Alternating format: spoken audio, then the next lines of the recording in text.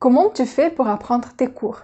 C'est la question que j'ai posée à mon entourage et les éléments des réponses que j'ai eus étaient je lis et relis en cours, je fais des résumés, je surligne, mais même si ce sont les méthodes qui sont utilisées le plus souvent, ça ne veut pas dire qu'elles sont les plus efficaces. Ça t'est déjà arrivé de lire en cours et penser de quelque chose d'autre en même temps et après réaliser que t'as rien retenu de ce que t'as lu?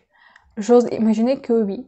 Et juste imagine combien de temps on passe pour rien quand on révise de cette façon. Et un autre cas, est-ce que ça t'est déjà arrivé de passer très vite sur les relectures de cours parce que c'était déjà la deuxième, troisième, quatrième fois que tu le revoyais et t'avais l'impression de bien connaître l'information. Mais arrive le jour d'examen, tu te rends compte que t'as des lacunes, tu te souviens plus trop de la date qui était marquée tout en bas en italique en bas de la page ou d'un petit détail qui tombera jamais à l'examen parce que c'est pas très important. Il y a quelques années que j'ai entendu parler du principe Study Smart, Not Hard, et j'ai vraiment compris qu'il y a toutes les sciences derrière la façon dont on apprend l'information. C'est très important de savoir comment apprendre et retenir l'information à long terme, et pourtant, c'est le sujet dont on parle très rarement, voire jamais à l'école. Comment je vais apprendre tout ça? Voilà, en fait, c'est pour ça que je fais cette vidéo, c'est pour partager les méthodes les plus efficaces utilisées par les étudiants. L'important reste toujours de trouver les méthodes qui te conviennent le plus.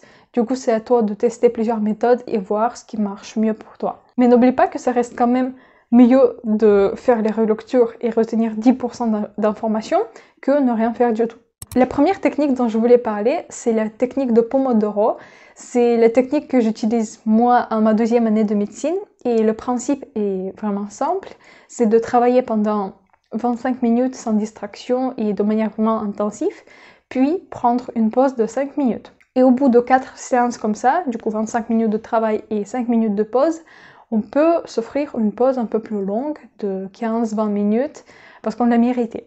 Je trouve que c'est vraiment pratique pour ceux qui ont du mal à se mettre au travail parce qu'en fait on peut se dire que c'est que 25 minutes et après ce sera fini et après j'aurai ma pause café ou quelque chose. Mais il existe également plusieurs variations de cette technique. Je sais que certains font 50 minutes de travail et 10 minutes de pause ou 1h30 de travail, 20 minutes de pause. Du coup c'est vraiment à toi de voir ce qui marche le mieux pour toi. Si tu préfères travailler un peu plus longtemps, il n'y a pas de souci. Si tu préfères découper ton travail en tout petits morceaux, il n'y a pas de souci par rapport à ça non plus. L'important, c'est que le travail sera fait. Deuxième technique, c'est les méthodes de Feynman, ou aussi la technique de la feuille blanche, ou en anglais, c'est Active Recall. C'est la même chose. Et j'en parle assez souvent dans mes vidéos.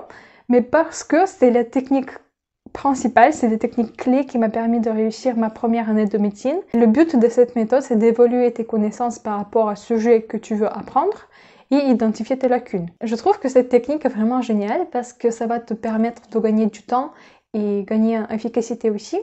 Parce que au lieu de relire tout le cours en entier pour la deuxième, troisième fois, tu vas te concentrer sur tes lacunes et tu vas travailler que les aspects avec qui tu as du mal.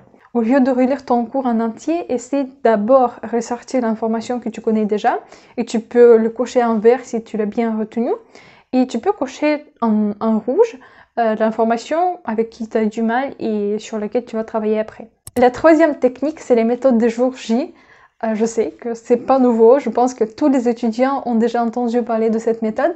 Mais ici, il faut préciser que la version classique de cette méthode ne convient pas à tout le monde et du coup il ne faut pas hésiter à l'adapter à tes cours, à tes objectifs. Cette méthode est basée sur le fait qu'avec le temps on oublie l'information si on ne la revoit pas et ça consiste à revoir le même principe dans des intervalles de temps de plus en plus espacés. D'où vient son deuxième nom, c'est les répétitions espacées. La technique numéro 4, c'est les flashcards. Ce sont les petites fiches de mémorisation, des petites cartes qui vont permettre de rafraîchir tes connaissances régulièrement et de rendre l'apprentissage de par cœur beaucoup plus efficace et varié. Le principe est très simple. Sur un côté d'une carte, tu écris ta question et de l'autre côté, là, tu écris une réponse. Mais je trouve que c'est beaucoup plus facile de le faire sur les applications. Et en plus, il y en a qui sont vraiment très bien faits, comme Anki et Quizlet.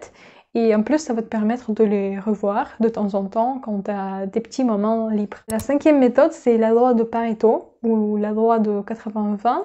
En fait, c'est pas vraiment la méthode à proprement dit, mais c'est plutôt le principe indispensable à prendre en compte lors d'organisation de tes révisions. Cette loi nous montre que 20% de nos efforts produisent 80% de nos résultats. Donc, si on traduit ça au niveau de nos études, 20% de nos cours vont nous permettre d'acquérir 80% des connaissances à avoir. D'où l'intérêt de déterminer l'essentiel et de se concentrer là-dessus. La méthode numéro 6, c'est la loi de Parkinson, tout comme la loi de Pareto 80-20 qu'on a vu tout à l'heure.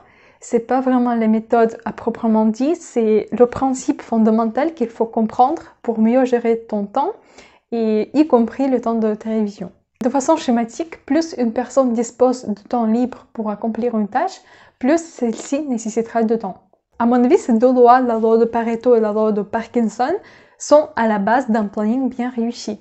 Et je t'invite vraiment à regarder cette vidéo que j'ai fait il y a quelques mois, où j'ai expliqué en détail ces deux lois et j'ai donné aussi un exemple très marquant.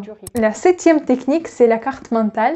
C'est un schéma avec le sujet principal au centre, duquel partent des sous-sujets. La carte mentale est surtout utile dans la dernière phase de ta révision, avant le contrôle ou avant les examens, parce qu'elle concentre toutes les notions importantes de tes cours sous une forme réduite. La 8e méthode, c'est le palais mental.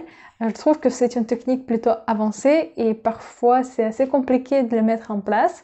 Du coup, je pense que c'est vraiment pas une technique qu'on peut utiliser pour tous les sujets. Mais moi, je l'utilise surtout pour les notions fondamentales que je sais qu'il faut retenir par cœur. Cette technique va te permettre de mémoriser un grand nombre d'informations dans tes cours, comme les dates, les listes de mots, les listes des éléments, des trucs comme ça. Et j'explique comment construire le palais mental dans cette vidéo. J'espère que cette vidéo t'a plu, j'espère que tu as appris quelque chose de nouveau. J'ai essayé vraiment de structurer beaucoup de méthodes dans une seule vidéo et faire les références aux autres vidéos que j'ai fait avant. N'hésite pas à t'abonner à ma chaîne si tu aimes bien les vidéos que je publie. Et je te dis à bientôt dans les autres vidéos. Ciao!